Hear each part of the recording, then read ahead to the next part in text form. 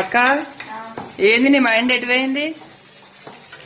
ఇప్పుడేనా ఇది మిరపకాయలు వేసేది? నూనెలు వేయాలి ఉల్లిగడ్డలతో పాటు. కానీ వీడియోల వల్ల ఎంత మరి ఇట్లా అయితే ఎట్లా? ఇగో వీడియో అయితే ఈ విధంగా తీస్తాను నేను. అప్పుడప్పుడు ఎట్లుందో మరి చూద్దాం. నూనెలో మంచిగా ఫ్రై చేస్తే బాగుంటుంది. కానీ నేను వీడియో తీస్తున్నా